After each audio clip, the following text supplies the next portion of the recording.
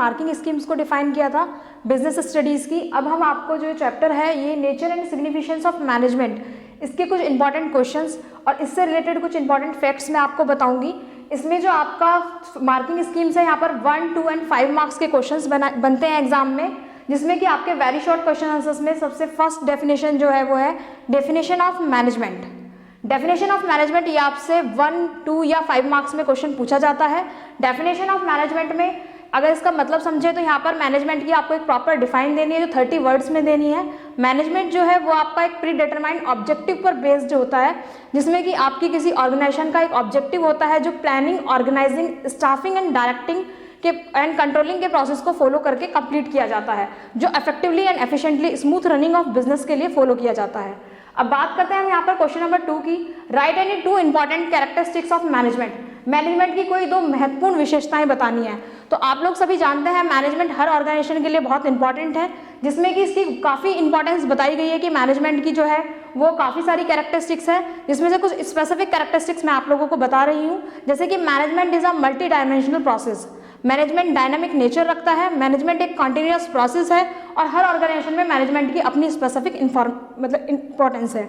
अब बात करते हैं हम यहाँ पर मैनेजमेंट की, तो मैनेजमेंट के कोई ऑब्जेक्टिव्स यहाँ पर आपको बताने हैं एग्जाम में। एग्जाम में ये क्वेश्चंस आपको 2, 3 या 5 मार्क्स में काफ़ी बार रिपीटेटिव पूछा जाता है।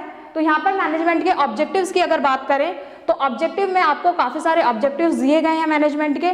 हर ऑर्गेनाइजेशन का एक स्पेसिफिक ऑब्जेक्टिव होता है, जैसे ऑर्गेनाइजेशनल ऑब्जेक्टिव्स, प्रॉफिट मैक्सिमाइजेशन, किसी ऑर्गेनाइजेशन की ग्रोथ को डेवलप करना, ये सभी मैनेजमेंट के प्रोसेस इसके ऑब्जेक्टिव्स में बताया गया है। अब बात करते हैं नेक्स्ट क्वेश्चन हमारा मैनेजमेंट के प्रोसेस के बारे में है। मैनेजमेंट का प्रोसेस आपसे डायरेक्टली और इनडायरेक्टली वे में पूछा जाता है। मैनेजमेंट जो है यहाँ पर planning, organising, staffing, directing and controlling के प्रोसेस को फॉलो करता है।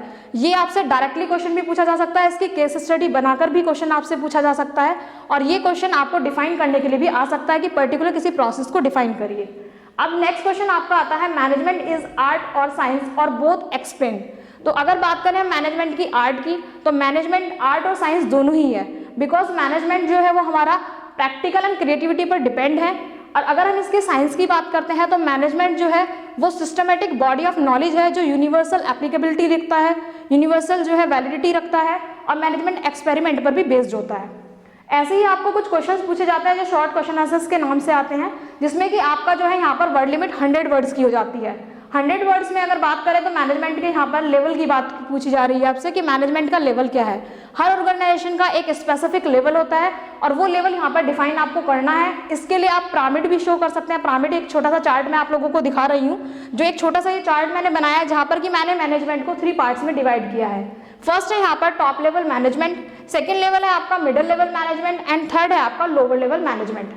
अगर टॉप लेवल मैनेजमेंट की बात करें हम यहाँ पर जो कंपनी के सीईओ होते हैं, जो चेयरमैन हैं, वो इसके अंदर आते हैं। सीईओ की फुल फॉर्म है चीफ एग्जीक्यूटिव ऑफिसर। और अगर बात करें मिडिल लेवल मैनेजमेंट की, तो यहाँ पर मार्केटिंग मैनेजर्स जो होते हैं, सेल्स मैनेजर्स जो होते हैं, जो परचेज हेड्स होते हैं, वो इसमें कवर किए जाते हैं। और यहाँ पर जो लोअर लेवल मैनेजमेंट है उसमें सुपरवाइजर्स और क्लर्क को इंक्लूड किया जाता है। तो ये क्वेश्चंस आपसे जो बनते हैं वो केस स्टडी बेस पर भी बन सकते हैं क्वेश्चंस आपके, और ये क्वेश्चंस आपसे डायरेक्टली भी पूछे जा सकते हैं। इन क्वेश्चंस में आपको top level management, middle level management और लोअर लेवल मैनेजमेंट को लॉन्ग क्वेश्चन आंसर्स में भी पूछे जाते हैं। एंड आपका जो नेक्स्ट क्वेश्चन है यहाँ पर, नेक्स्ट क्वेश्चन नंबर 7 है जो कोऑर्डिनेशन की बात करता है। तो मैनेजमेंट का नेचर एंड कोऑर्डिनेशन और उसकी इंपॉर्टेंस। जब भी कभी हम किसी का नेचर, इंपॉर्टेंस या उसका कोऑर्डिनेशन की डिफाइन आपको सबसे पहले यहाँ पर लिखनी होगी। तो जब भी आप उसका नेचर बता रहे हैं या इंपॉर्टेंस बता रहे हैं तो आप उसको थोड़ा सा डिफाइन कीजिए। कोऑर्डिनेशन क्या है, कोऑर्डिनेशन क्यों जरूरी है और कोऑर्डिनेशन की प्रकृति कैसी है। तो कोऑर्डिनेशन की अगर हम बात करें यहाँ पर, ये bring unity in action. Coordination हर ऑर्गेनाइजेशन में बहुत जरूरी है बिकॉज ये यहाँ पर ऑर्गेनाइजेशन की यूनिटी को शो करता है। और यहाँ पर इंटीग्रेटेड ग्रुप एफर्ट्स, जितने भी ग्रुप के लोग हैं, जैसे कि यहाँ पे मैंने बताया था आपको टॉप लेवल, मिडिल लेवल और लोअर लेवल, इन तीनों के ही इन्वॉल्व कर दिया गया है इसमें। कोऑर्डिनेशन बनाने के लिए तीनों के बीच में कोऑर्डिनेशन बनाया जाता है, जिससे कि यहाँ पर जो एक हायरार्की फॉलो की जाती है कि लोअर लेवल मिडिल लेवल को कमांड करेगा, मिडिल लेवल अपने जो भी ग्रीवियंसेस हैं वो टॉप लेवल को बताएगा। इस हायरार्की को फॉलो किया जाता है। तो ये हर ऑर्गेनाइजेशन की सक्सेस के लिए काफी इंपॉर्टेंट है। और इंपॉर्टेंस की अगर मैं इसकी बात करूँ तो इंपॉर्टेंस इसकी इसलिए जरूरी है क्योंकि जितनी भी ऑर्गेनाइजेशंस आप देखते हैं, जो ऑर्गेनाइजेशंस आप लोगों ने कंपनीज देखी है बड़ी बड़ी, सभी में मैनेजमेंट प्रोसेस फॉलो किया जाता है और सभी के बीच में एक कोऑर्डिनेशन बनना बहुत जरूरी है। बिकॉज यहाँ पर जो है वर्कर्स, एम्प्लॉइज ज्यादा होते हैं, अगर वो एक दूसरे से कोऑर्डिनेशन मेंटेन रखेंगे तो वो अपना जो ऑब्जेक्टिव जो उन्होंने अचीव करना है सक्सेसफुल ऑर्गेनाइजेशन का, वो इजीली अचीव कर सकते हैं। Thank you all, best of luck for your future.